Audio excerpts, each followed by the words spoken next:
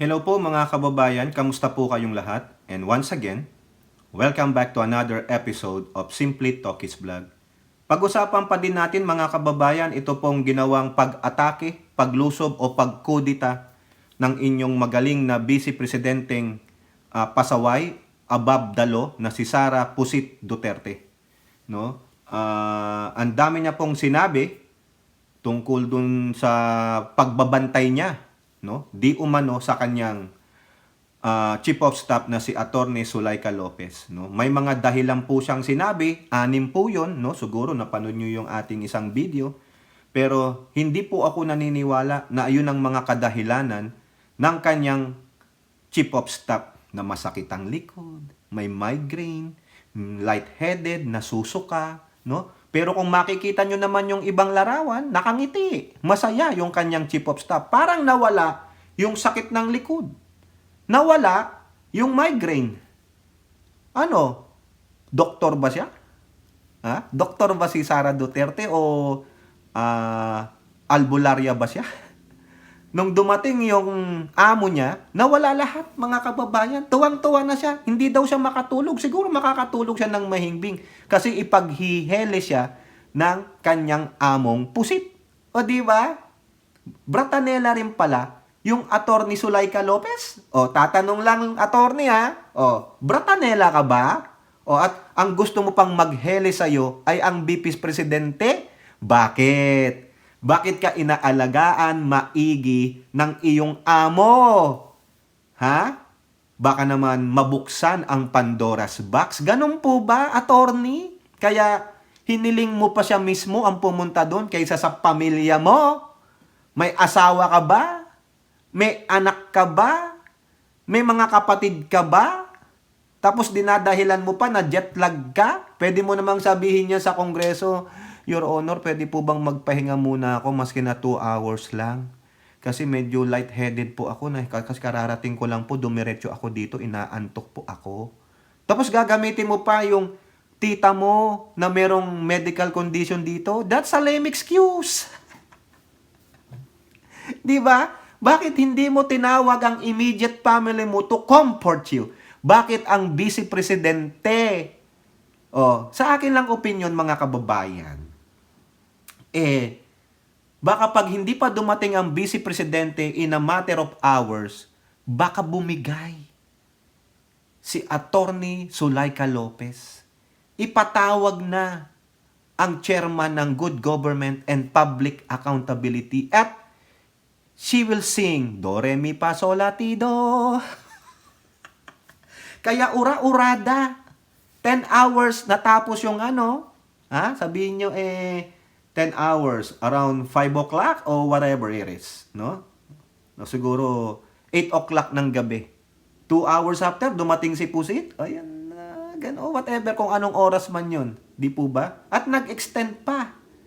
Komportable. Talaga, ang galing talaga nung attorney. Kasi sabi niya, pag di ka dumating, malapit na akong bumigay. Para na akong bulkan na puputok. Ayan! Kaya, here comes the anti-volcanic eruption. So, ang topic natin mga kababayan, nabibigyan ng opinion at reaksyon, ito pong pinagsasabi ng inyong Biping Pusit laban kay Speaker Martin. May bago na naman po siyang akusasyon, no? At kung ano naman po yung sinabi ng mga mambabatas tungkol sa kanyang paglusob, pagiging disrespectful, at pagiging above the law at paglustay ng taxpayers money nitong inyong BP Pusit. Yan po, no? At bago tayo magpatuloy, tayo po ay magbibigay pugay at pasalamat sa lahat ng ating channel members, followers, subscribers, nagla-like at nagsishare ng ating mga videos, sa mga nagsishare ng kanilang blessings. Ganon din po, maraming salamat sa lahat ng nakakasama natin sa ating video premiere, live stream, at special shout out to all our OFWs, men and women in uniform, sa mga frontliners at guro. At ako po'y lubos na nagpapasalamat sa lahat ng tumutulong at patuloy na sumusuporta sa ating channel, anuman po ang mangyari sa ating channel. Whether it goes up or it goes down. No? So, ganun po talaga. Maraming salamat po sa inyo. No? At special shout out to our Kapots Angels. Okay, may God bless us all, may God bless our country, and may God bless the Marcos administration. So unahin natin mga kababayan, diyan nga po press con itong si Pusit, no? So, yung ginamit niya yung opisina ng kanyang kapatid at nagbigay na naman po siya, nagsaboy na naman po siya ng kanyang putik, no? Deflection and evasion. Ayan po 'yan, no? Sino ba nagsabi noon? Si Manix Dalipe. Huwag kang pabiktim, huwag kang mag-evade, umiwas o tumakas, at huwag kang mag-deflect. Take accountability sa iyong actions. Sumisigaw kayo ng transparency and accountability, but you cannot even gawin yan. No? So, back at you, bitch. Diba? O yan. Ito po yung sinabi niya laban sa Speaker of the House kay Representative Martin Romualdez. Ito ang sabi niya, matinding akusasyon to mga kababayan. Parang sinasabi niya dito na walang kwentang speaker ang current Speaker of the House. No? Politiko, Sara Duterte, thesis House takeover on. Anong thesis? Tinake over niya na nga po mga kababayan eh. Sa kanyang 400 BPSPG, kayang-kaya niyang i-take over yan. Ano lang ba ang security ng house? Kokonti lang yan. Di po ba? Ano pa sabi niya?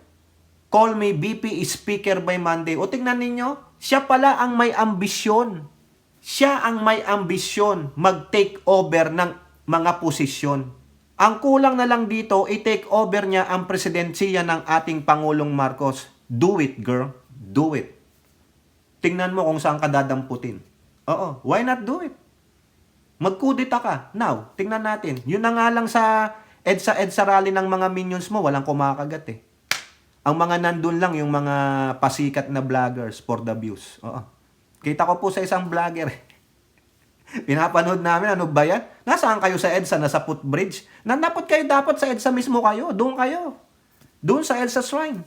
Nasaan kayo? Tapos dala-dala nyo mga camera ninyo. O ano kayo? Nagbablog lang kayo. Di po ba? O ngayon, anong sabi niya? Take over the house and call me BP Speaker. For what? Baliw talaga mga kababayan eh. Just to destroy the reputation and credibility of the incumbent Speaker of the House, Martin Romualdez. Gagawin niya.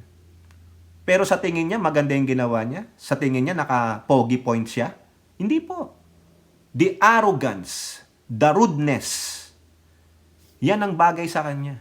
Wala pong magandang pananalita o any adjective na pwede nating ibato sa kanya. It is all on the negative side. Puro antonyms po. Hindi ka naman pinakekealaman ng speaker. Ang sabi nung sa good governance and public accountability, even the Quadcom, we are just doing our job, our mandate. Kailangan malaman natin paano ginastos kasi sila ang may power of the purse, sabi nyo. So therefore, kailangan nilang magtanong, saan nyo dinala yung pera? Diba? Ikaw na magulang ka, parent. Kailangan mong alamin yung anong ginawa ng anak mo dun sa perang hiningi sa'yo na binigay mo. O sabi mo, allowance mo yan hanggang isang buong linggo. Binigyan mo ng, sabihin mo, allowance niya sa school o 5 days. Allowance niyan, o sabi mo, 500 kada isang araw. Laki nun, inflation 2.5. Pero, 3 araw pa lang, nangihingan na ulit sa'yo. Anong gagawin mo? Tanungin mo siya, di ba? What happened? O, kung maganda yung paliwanag, then so be it. Bumili po ako ng project Meron po kaming gagawing project. Tapos, meron pong may fundraising. O, nakisali po ako. O, yung kaibigan ko, nilibre ko, naawa naman ako, hindi naman po kumakain. O, may reason. Pero siya, tinatanong siya, anong sabi niya? Political persecution. Tama ba yon? Suset, ikaw, tanungin ko ng ganon. Sagutin mo ako ng ganon. Hay, pinupolitika mo naman ako, sampaling kita. Di ba, Suset? Ikaw, sagutin ka ng ganon ng anak mo. Bibe. Bibe, anong ginawa mo dun sa 1,000 binigay ko sa'yo? Sabi ko, tipirin mo yan. Bakit ngayon? Naghahingi ka na. Political persecution, mama, Political persecution yan. Hindi mo mabatukan yun, di ba, Suset? Oh. Di ba, Matel? Oh, pag ganun ng mga anak nyong sagot, pabalang, pasaway, ano gagawin ninyo? Di ba, hindi ka ba naman ma-high blood? Di ba?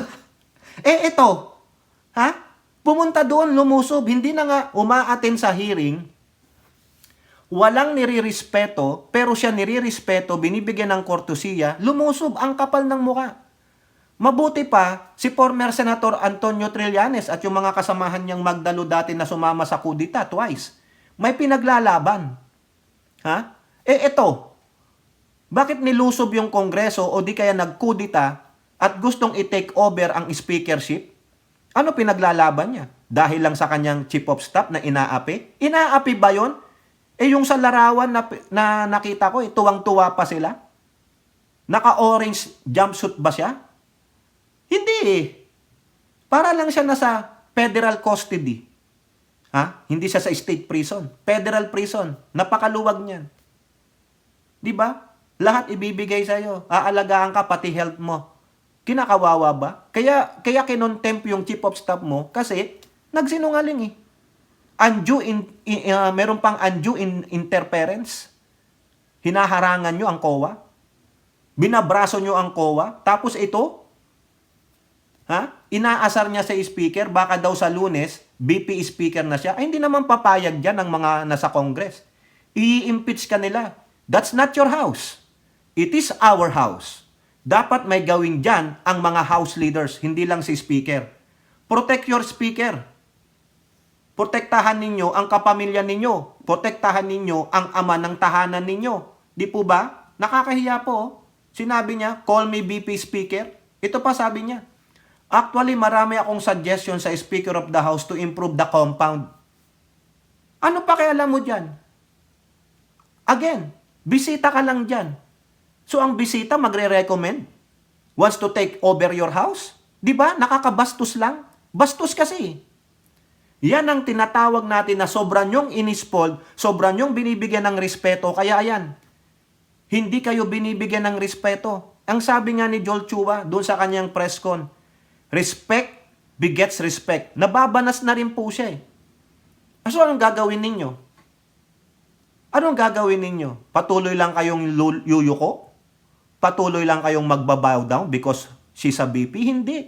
She is overstepping her authority. Yan po yan. Binabraso na kayo. Ginagago kayo ng inyong beeping pusit. Pero kayo, nakangiti-ngiti lang kayo. Pamukha kayong mga plastic. Pag nakita nyo siya, ngiti-ngiti kayo. She doesn't respect you. In the back of her mind, mga bullshit kayo. Ganun po yan. Tingnan nyo, oh. Niloloko ang inyong speaker. You cannot even defend your speaker. Binabastos ng ama ng tahanan ninyo, pero you are just laughing, kunudling, beso-beso pa kayo. Nakakahiya naman kayo. Di po ba? Oh, meron pa siyang akusasyon, mga kababayan. Ha? Si Speaker Martin daw po ay nasa mga probinsya at nagbo-vote buying. Ayan oh, bumalik na siya. I understand, nasa Samar ba siya? Samar ba yun? Sabi sa akin kanina, oh, meron na naman siyang vote buying activities doon sa Samar. Oh, accusatory. Ina-accuse niya po ng vote buying daw di umano ang speaker, ang ama ninyo ng House of Representatives. Tama ba yun? Sino ang mga kasama ni Speaker Martin diyan sa Samar? Sino ang kasama ni Speaker Martin diyan sa Catanduanes? Mga kapwa niya, mga representante. So kayo nagbo-vote buying? Nasaan ang patunay? Sino yung nagsabi sa kanya na nagbo-vote buying si Speaker sa mga probinsya? Yung mga tulong, mga ayuda na ginawa din naman nila. Nitong si Pusit. Ibig sabihin, pag nagbigay ka ng kahon ng DSWD, that's a vote buying already? Nasaan yung ebidensya na nagbo-vote buying si Speaker Martin Romualdez? Accusatory to, mga kababayan. Di ba? Napakawalang hiya. Napakabastos na BP. So therefore, kayo, wala kayong gagawin dyan. Nakakahiya po. O tinamin niya pa, oh. Pinapaalis siya, pero kinausap niya yung kanyang kapatid. Anong ginawa nung kuya niya na representante ng First District ng Davao City? He allowed her to stay in his office. Kinunsinti. Hindi man lang sinabihan, sister, may mga rules dyan. Huwag mo nang pahirapan yan. Huwag mo nang dagdagan ng issue. Di po ba? Rumispeto ka. Hindi mo tahanan yan. Hindi mo saklaw yan. Ganun sana ang payo ng isang mabuting kapatid. Pero anong ginawa? Pinahintulutan. Tulad nga nung sinasabi natin sa ating isang vlog. Nagkandara pa ang mga security ng HOR. Kailangan magdagdag ng tauhan, kailangan mag-overtime yung iba. So therefore, another taxpayer's money because of her? Because sa action niyang pasaway siya? Because sa action niyang gusto niyang balahurain ang Speaker of the House? Gusto niyang babuyin ang House of Representatives? Di po ba? Siya ang nagsisimula ng gulo. Pero ang gusto niyang sisihin natin ay ang HOR, itong mga hearing na ito. Ang galing niyang mangbastos, ang galing niyang mag-evade, ang galing niyang mag-deflect. Nakakapunta ka naman pala ng HOR, bakit hindi ka umatin sa HOR hearing? Di ba? Tapos magmamalaki ka na marami kang gustong baguhin dyan sa HOR, abay magrepresentante ka muna. Kung gusto mo, i-give up mo yung pagka-vice presidente mo at tumakbo kang representante ng distrito ninyo. O kaya mag-party list ka para maiboto kang Speaker of the House, hindi yung ikukodita mo. Ano ang karapatan mo para pakialaman ang may bahay ng may bahay? Tandaan ninyo, co-equal branch of government yan. Hindi siya presidente, vice presidente lang siya, spare tire lang siya.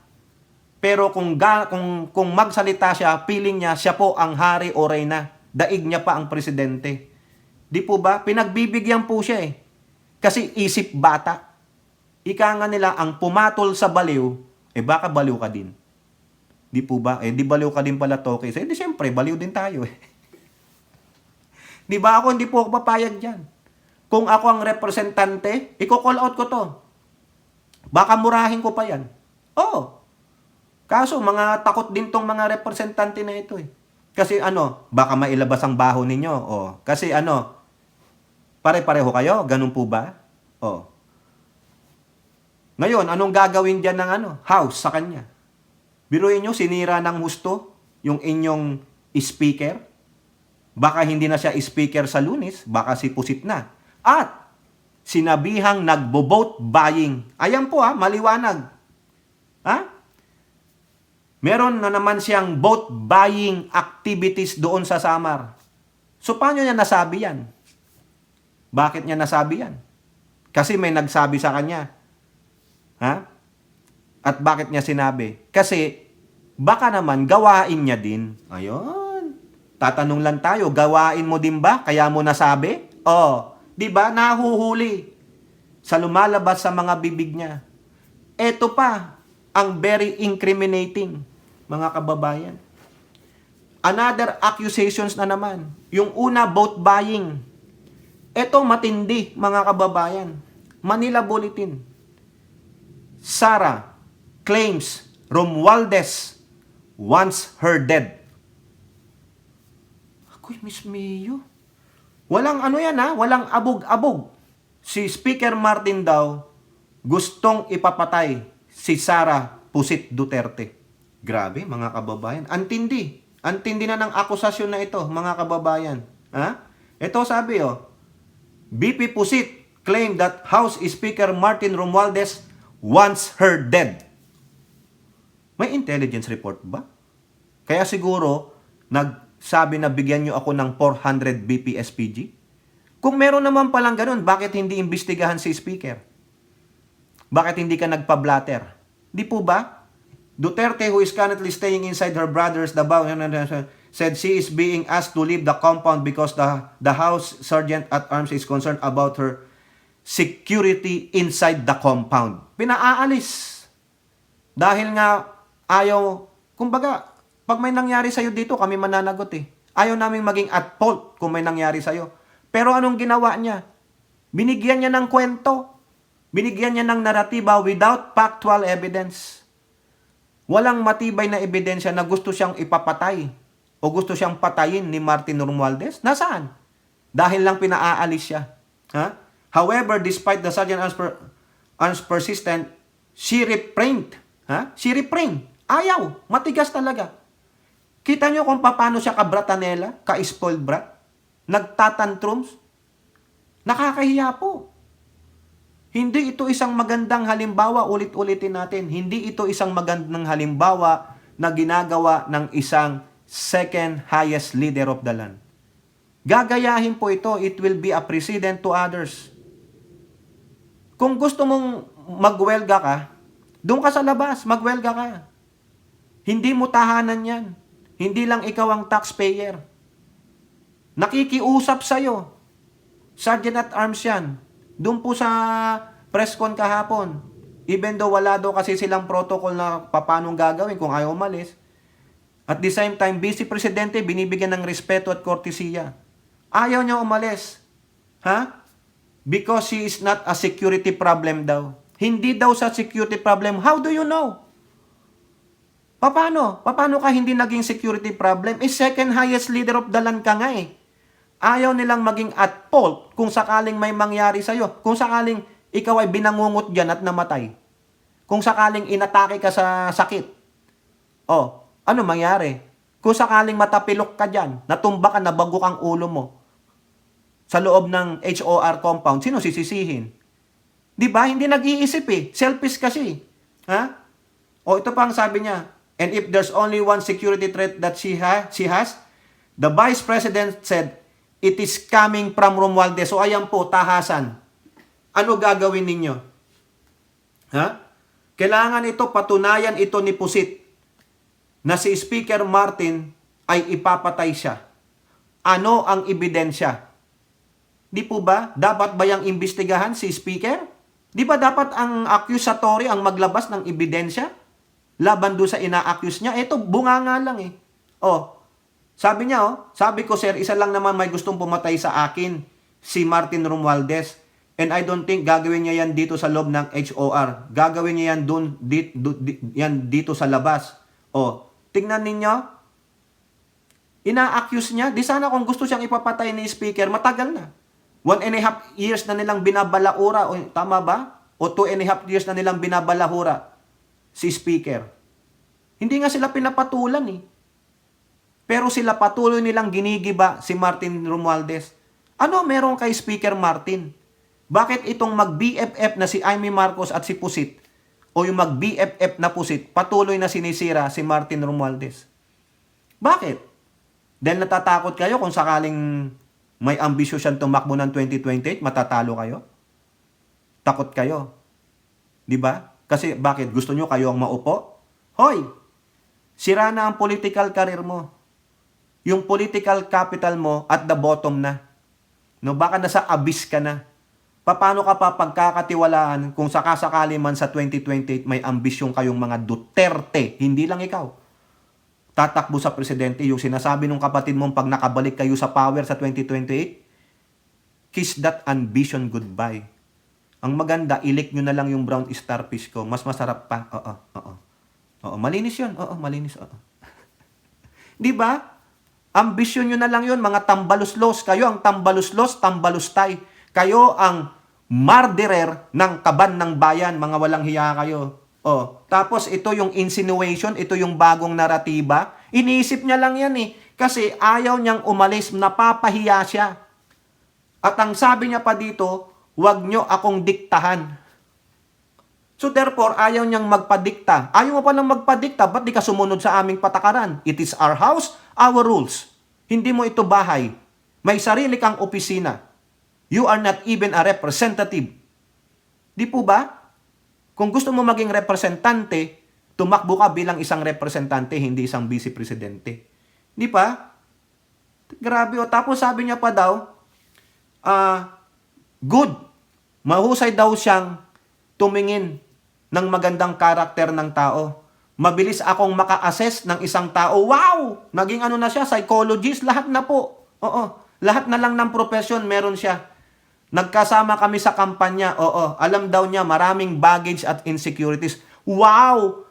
Ilang linggo lang kayo nagkasama, naging ano ka na? Judgmental ka na? Wow! Ang galing mga kababayan talaga ni Pusit, ano? Oh, sabi niya, wag niyo akong diktahan. Kailangan kang diktahan. Kailangan sabihin sa'yo kung ano ang dapat mong gawin kasi you are violating. You are subversive enough para ikaw ay pagsabihan. Ayun o, sabi niya, don't tell me what to do. Hey, you bitch, you have to be called out. Hindi ikaw na lang palagi ang tama. Eh wala nga tama sa iyo eh. Ang meron sa iyo, tama sa utak. Di ba? Oh, sabi niya pa dito, I did not vote for Martin Romualdez as congressman. Eh ba't mo nga naman siya iboboto? Siya ba? Ang tanga ng paliwanag nitong mga kababayan. Ha? She did not vote for Romualdez a congressman nor a House Speaker. Ano naman ang karapatan mo para iboto siya ang congressman at House Speaker? Unang-una, siya ba ay tumatakbong congressman ng inyong lugar? Alam mo ba ibig sabihin ng congressman? Representante ng inyong bayan, ng inyong distrito. Siyempre, hindi mo siya iboboto. Di ba? Kung taga-Tacloban ka, may ibabato ka ng taga-Tacloban. Hindi ka welcome sa Tacloban. Mas mahal ng taga-Tacloban si Speaker. At isa ka lang naman eh. Di ba wala kang bilang? Ha? Hindi ako boboto sa kanya. Oy, hindi ka rin naman nila iboboto. Sino ka ba? I did not vote for him as speaker. Hindi ka naman representante. Nasaan yung logic nun, mga kababayan? Ha? Kaya wag daw siyang pagsabihan kung ano ang dapat kong gawin. You are subversive. Ayaw niyang pagsasabihan siya ng what to do. Ganon pala, napakataas ng ihi ng babaeng ito. Very prideful. Ayaw niyang mako-call out siya. Oh, Sergeant at Arms, it is your house. It is your rules. I don't care kung ano man ang position mo. Ayaw mo palang mapagsasabihan ka kung ano ang dapat mong gawin and then therefore you have to follow our rules because you're inside our house. Alam akong pakialam kung sino ka pa. Di ba? Oh, hindi mo kayang gawin yon, Sergeant at Arms? Wala kang yagballs, no? Di po ba? Di ba? Ano pa ang sabi niya? Ginagawa-gawa lang daw ang rules as they go along? Really? Patunayan mo. Oh? Wala silang respeto, pagrespeto sa konstitusyon daw sumunod sa konstitusyon. Ha? Sila pa ang wala ngayong respeto, mga kababayan. Itong mga congressman. Hoy, mga congressman, wala pala kayong mga respeto. Wala kayong respeto sa konstitusyon. Really? Ha? Ikaw ang walang respeto sa konstitusyon. Unang-una, wala kang mandato sa konstitusyon. Wala kang mandatong gumawa ng ganito, gumawa ng ganito. Ang mandato mo is a flower base. Oo, yun ka lang. Ang kapal mag-deflect, mga kababayan, ang galing mag-evade. Hindi niya daw iboboto si Martin Romualdez maski na taga-Tacloban siya. Eh, isa ka lang naman eh. Majority of the Taclobans, ha? Mga waray, mahal ang mga Romualdez. Eh, sino ka? Di ba, mga kababayan? Oh, yun na lang isang nagsulat sa page, nagbent ng ire sa iyo eh, na taga-Tacloban eh. Mas maraming nagawa ang speaker mga Romualdez sa bayan nila. O sino ka? Mas kaya tumira ka ng Tacloban, sino ka? Di ba? At hindi mo siya binotong speaker kasi hindi ka representante. Sino bang pumipili ng magiging speaker? Di ba mga representatives? Eh ano ka? BP ka eh. Sabi sa'yo, flower base ka lang. Pero yung flower base nagmamalaki, nagpapapansin kasi walang pumapansin, spare tire nga. Nilabag daw ng mga representante ang konstitusyon, gumagawa ng sariling batas. They have to create their own rules and regulations.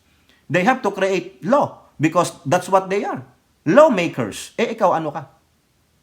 Spare tire. Nilabag nila ang konstitusyon, eh didemanda mo. Mag-file ka ng complaint sa Supreme Court. Kung nilabag nilang ang konstitusyon, ang kanilang mandato. Eh hindi. Wala kang ginagawa eh. Nilabag pala nila ang konstitusyon, anong dapat gawin? Isumbong sa Korte Suprema. Di ba tulad ni Harry Roque? Nagsumbong sa Korte Suprema. O ikaw, alam na alam mo naman pala, abogada ka. Di ba? Sabi nga ni Joel Chua, abogada siya. Matalino siya. O, di ba?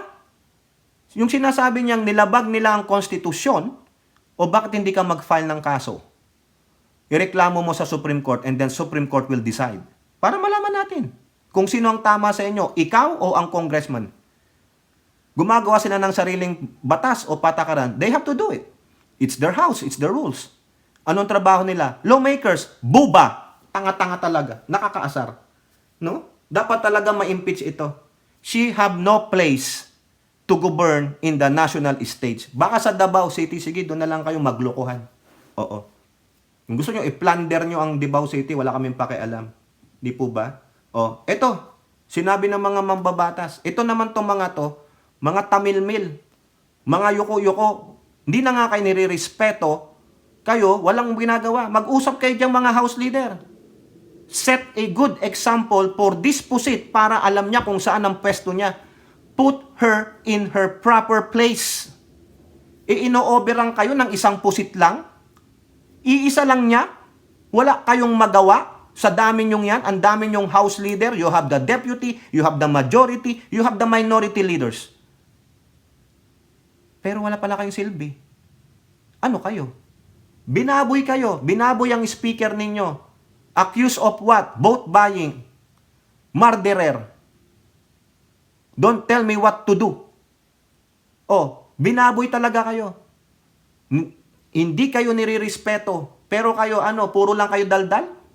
Wala. Nasaan ang mga yagballs ninyo? Ano, sabi nyo? Disrespect to our rules. House exec share sentiments over BP Sara overnight stay. Hanggang doon na lang. Yan po yung balita sa Manila Bulletin. Hanggang dyan na lang kayo? Wala na kayong gagawin? O, sino tong mga to? Ha? 3. Tatlo pa kayo. Top officials of the HOR have criticized Sara Pusit for staying overnight within the Chamber's premises, calling it a disrespect of the institution's rules. Gawa-gawa nyo lang daw yung rules na yan O bakit? Bahay naman namin to. Baka wala siyang rules sa bahay niya. Free for all ang bahay niya. Walang patakaran, walang boundary, kaya kayang-kayang gawin is spoiled Diba? Yan yung makikita nyo. So, ibig sabihin, nabanggit niya yon, gawa-gawa lang yung rules along the way. Paano mo nasabi? O baka walang rules. Diba? So ikaw perfecto ka. Ano rules mo sa bahay mo?